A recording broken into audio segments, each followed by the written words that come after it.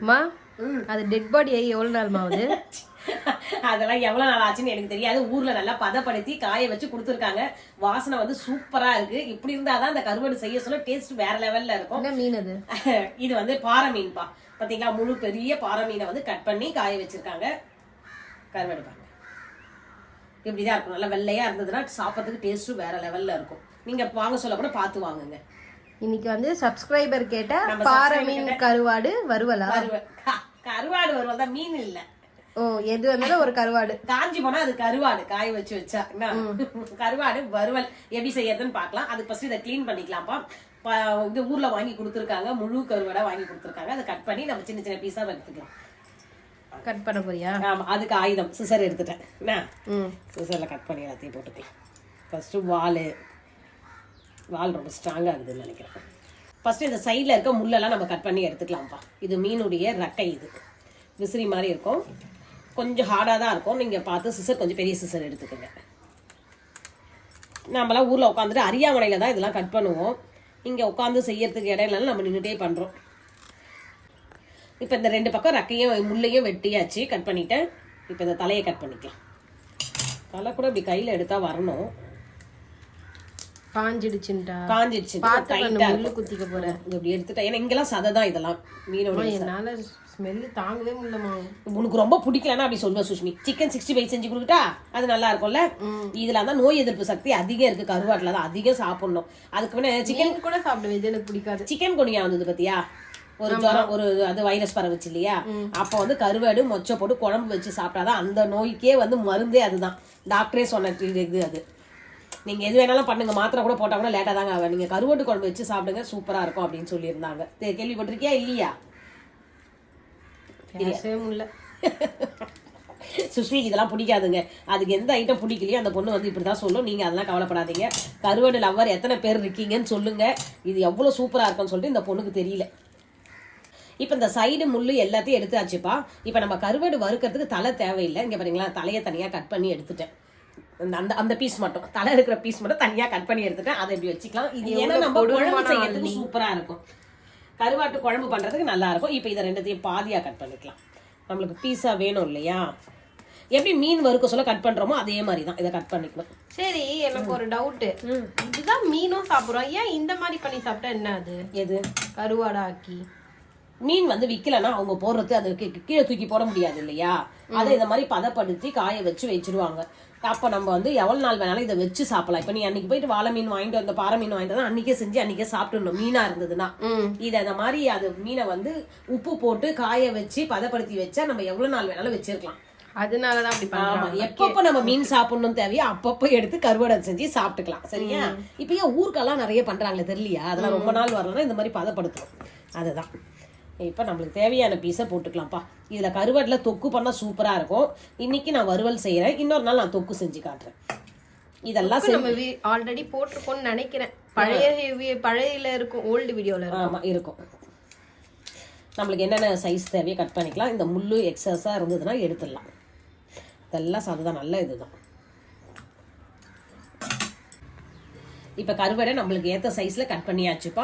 இது கொஞ்சம் முள்ளு வந்து பெருசாக இருக்கும், ஹார்டாக தான் இருக்கும். நீங்கள் பார்த்து கட் பண்ணிக்கங்க. முள்ளுலாம் இருக்கும். இது நம்ம சாப்பிட சொல்ல சதை தனியாக வரும். எடுத்து வச்சுட்டு முள்ளை மட்டும் தனியாக எடுத்து வச்சிடலாம். சதையை மட்டும் சாப்பிடலாம். இப்போ நம்ம நிறைய பேர் கருவாடு செய்ய சொல்ல என்ன பார்த்தீங்கன்னா வாழை கருவாடை தான் அதிகம் செய்வீங்க. அது ரொம்ப ஈஸி, டக்குன்னு கட் பண்ணி டக்குன்னு வறுத்துடலாம். இந்த மாதிரி முழு கருவாடை வாங்கிட்டு வந்து இந்த மாதிரி கட் பண்ணி வறுக்கிறதுன்றது கொஞ்சம் ரேர் தான். நிறைய பேர் வந்து குழம்புக்கு தான் இதை அதிகம் யூஸ் பண்ணுவாங்க. ஆனால் நம்ம வறுத்து சாப்பிட்டதுல டேஸ்ட் வந்து நல்லா இருந்தது. சதையாக இருக்கு இல்லைங்களா? சூப்பரா இருக்குது. நீங்களே யாராவது இந்த மாதிரி முழு கருவாடு கிடைச்சா வாங்கி இந்த மாதிரி யூஸ் பண்ணுங்க, நல்லா இருக்கும். ஆனா நம்ம சுஷ்மி மாதிரி ஆளுங்களை பக்கத்துல வச்சுக்காதீங்கப்பா. கருவாடு பிடிக்காதவங்களை பக்கத்துல வச்சுட்டேன்னு வச்சுங்களேன், என்ன சொன்னேன், நாத்தம் நீங்க அதை மூஞ்ச வச்சுக்கணும். இப்படி சொன்னா எப்படிப்பா சாப்பிடுவாங்க? பிடிக்கலன்னா அமைதியா இருக்காது அந்த பொண்ணு. இப்போ இதை கொஞ்சம் ஊற வச்சு இதை தேய்ச்சிடுவேன். கழுவுனா எல்லாம் வந்துடும். அப்படியே ஓகேவாமா? இல்லைன்னா சுடு தண்ணியில் எதுனா போடணுமா? இது சுடு தண்ணிலாம் போட தேவையில்லை. ஓகே. ஏன்னா நம்ம ஊர் கருவாடு போட தேவையில்லைப்பா. சொன்ன மாதிரி கரெக்ட் தான் சுஷ்மி சொல்றது. இப்போ வந்து நம்ம சென்னையில நீங்க கருவாடு வாங்கினா ரொம்ப உப்பு போட்டிருப்பாங்க. ஏன்னா வந்து இங்க காய வைக்கிறதுக்கு இடம் எப்படின்னு என்னன்னு தெரியல. அது கருவாடை கலர் ஒரு மாதிரி இருக்கும். அதனால கொஞ்சம் வார்ம் வாட்டர் வச்சு கழுவுங்க. வெதுவெதுப்பான தண்ணியில கழுவுனீங்கன்னா இதெல்லாம் கரெக்டா போயிடும் உங்களுக்கு.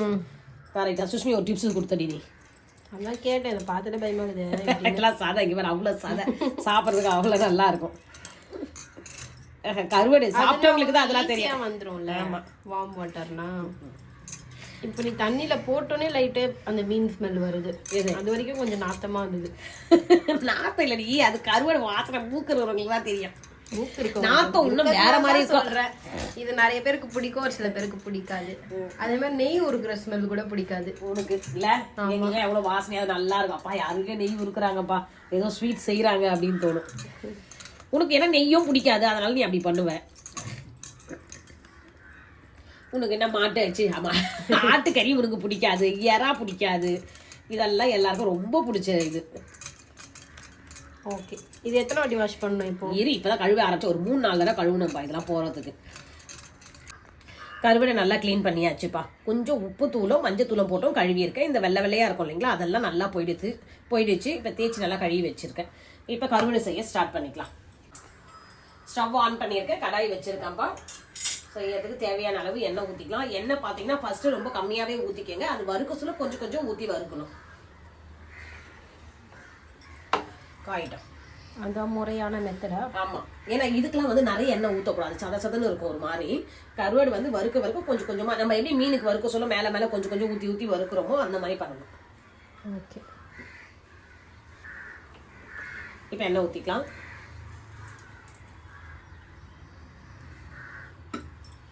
எண்ணெய் காயிட்டும், காஞ்சோடனே கடுகு போட்டுக்கலாம்.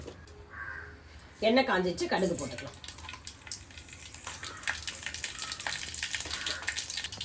கடுகு நல்லா பொரிஞ்ச உடனே கருவாடை போட்டுக்கலாம். ஒரு கருவாடை எண்ணெயிலே போட்டு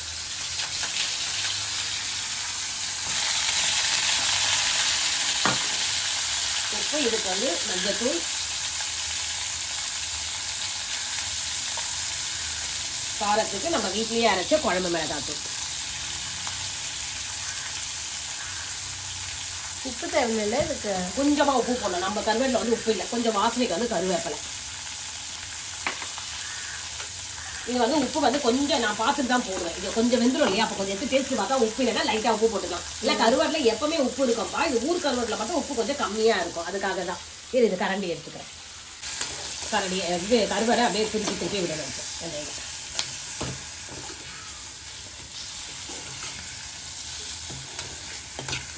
எல்லாம் மிக்ஸ் ஆன பிறகு ஒரு கருவாடு இப்படி தனியாக போட்டுன்னு வச்சுக்கலாம். இது வறுபடும் நல்லா. கருவாடு இந்த காரத்துக்கு மிளகாத்தூள், உப்பு, மஞ்சத்தூள்லாம் போட்டிங்கன்னு வச்சிங்கன்னா கைவிடாமல் நம்ம திருப்பி விடணும்ப்பா. அப்போ தான் அந்த கருவாடில் எல்லா மசாலாவும் ஒன்றா மிக்ஸ் ஆகும். அது இல்லைன்னா அடி பிடிச்சிடும்ல. இது அடி பிடிச்சிடும், சிம்மில் தான் வச்சு செய்யணுமே. அப்போ தான் நல்லா இதுவாக வரும், கருவாடு நல்லா வெந்து வரும் சூப்பராக. தண்ணியெலாம் ஊற்றக்கூடாதாம்மா? தண்ணியே ஊற்றும். இப்போ வதக்க சொல்லி இப்போ லைட்டாக வெந்துருச்சு பாரு, அப்படியே வெந்துடும். நெடி வருது. அந்த ஃப்ளேம் பார்த்தீங்க ரொம்பவே ஹையாக இருந்ததுப்பா, அடி பிடிக்கும். அதனால நான் வந்து பார்த்தீங்கன்னா ஃப்ளேம் வந்து மாற்றிட்டேன், வேற பக்கம் வச்சிருக்கேன். ஃப்ளேம் வந்து கம்மியாக இருக்கும். ரொம்ப அதிகமாக இருந்தால் கருவாடு வந்து சீக்கிரம் வேகாது, தீ குடிச்சிடும். அதுதான் டேஸ்ட் இருக்காது நம்மளுக்கு. இது வந்து ஸ்லோ குக்கிங் தான் நம்ம பண்ணணும். இந்த கருவாடு வறுக்கிறதுக்கு ஒரு 5 நிமிஷம் தான் ஆகும். இப்போ வந்து பார்த்தீங்கன்னா ஆல்ரெடி 2 மினிட்ஸ் ஆயிடுச்சு. நம்ம திருப்பி போட்டு இது பார்த்தீங்கன்னா மிளகாத்தூள்லாம் வந்து கலர் மாறி இருக்கு. இந்த நேரத்தில் நம்ம கருவாடில் உப்பு இருக்கா இல்லையான்னு பாருங்க. கொஞ்சம் எடுத்து நம்ம டேஸ்ட் பார்த்தீங்கன்னா உப்பு இதுல இருக்கு, அதனால போட தேவையில்லை. அதுதான் நம்ம கருவாடுக்கு உப்பு இல்லைன்னா வேணா அப்ப லைட்டா கொஞ்சம் போட்டுக்கலாம். இதுதான் உப்பு பார்க்கறது. இதுல உப்பு இருக்கு, போட தேவையில்லை.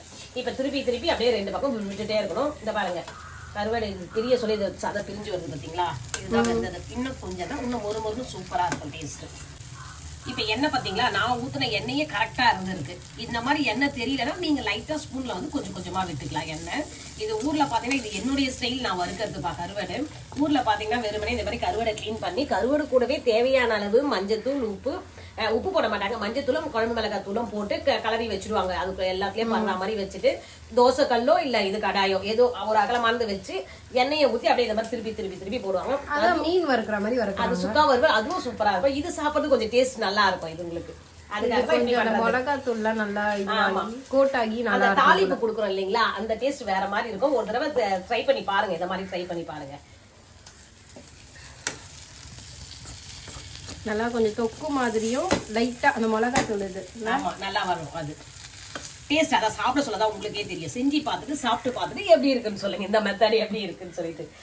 இப்ப இதுக்கு நீ சுவையான சாப்பாடு என்ன பண்ணிருக்க? இப்ப கருவாடு வறுக்கிறதுனாலே அதுக்கு சமையல் என்ன பண்ண பாத்தீங்கன்னா மிளகா கிள்ளி போட்டு சாம்பார், பிளைன் சாம்பார் வச்சிடணும். அப்படிலாம் கீரை வறுத்துடணும், புளி சாதம் செஞ்சிடணும். கீரை செய்யணும். கீரை வறுத்துன்னு சொல்லிட்டேன். கீரை வறுக்கணுமா, கீரை கடையல், கீரை பருப்பு கீரை கடைஞ்சி வச்சிருப்போம் இல்லையா, ஏதாவது புளி போட்டு கீரையோ இல்ல பருப்பு கீரையோ கடைஞ்சி வச்சு அதுக்கு சைடிஷ் தொட்டு சாப்பிட்டேன்னு வச்சுங்களா அவ்வளவு சூப்பரா இருக்கும். நம்ம வீட்டுல இன்னைக்கு மிளகா கிள்ளி போட்டு சாம்பார் வச்சாச்சு, கருவாடு வறுத்து வச்சிருக்கேன், முட்டையும் வறுத்து வச்சிருக்கேன். ரெடி ஆயிடுச்சாமா? எல்லாமே ரெடிமா. அதை இந்த பக்கம் திருப்பி போட்டுட்டு ஆஃப் பண்ணிட வேண்டியதான், அது இந்த தீலியே வெந்துடும். வெந்துருமா? ஆமா, அப்பதான் உங்களுக்கு கொஞ்சம் சாஃப்டாவும் இருக்கும் கருவாடு. அந்த சதெல்லாம் நல்லா சாஃப்டா நல்லா இருக்கும் காரம் ஊறி. கருவாடு நல்லா வறுபட்டுச்சுப்பா. அவ்வளோதான். இப்போ ஸ்டவ் ஆஃப் பண்ணிடணும். இங்கே பார்த்தீங்களா நம்ம செஞ்ச கருவாடு எப்படி பிரியுது பாருங்க சதெல்லாம். அவ்வளோதான், சூடாக இருக்குல்ல. இதை சாப்பிட்றதுக்கு அவ்வளோ டேஸ்டா நல்லா இருக்கும். மெயின் சொல்ல மறந்துட்டேன் பாத்தியா, பழைய சாதத்துக்கு அவ்வளோ சூப்பரா இருக்கும். சாதத்தை வந்து நைட்டே வந்து தண்ணி ஊற்றி வச்சு அதில் வந்து சின்ன வெங்காயம் பச்சை மிளகாலாம் போட்டு உப்பு போட்டு கலக்கி, மோர் வேணும்னா ஊற்றிக்கலாம், இல்லை அந்த தண்ணியிலே கரைச்சிட்டு இதை தொட்டு சாப்பிட்டு பாருங்க, அவ்வளோ டேஸ்ட் சூப்பரா இருக்கும். அவ்வளோதான்ப்பா, கருவாடு வறுவல் சூப்பரா ரெடி ஆயிடுச்சு. இதோட நெக்ஸ்ட் வீடியோல பார்க்கலாம். நான் சொன்ன மெத்தட்ல செஞ்சு பார்த்துட்டு எப்படி இருக்குன்னு சொல்லுங்க. அப்படியே வீடியோக்கு லைக் பண்ணுங்க, ஷேர் பண்ணுங்க, சப்ஸ்கிரைப் பண்ணுங்க. நெக்ஸ்ட் வீடியோல பார்க்கலாம். பாய்.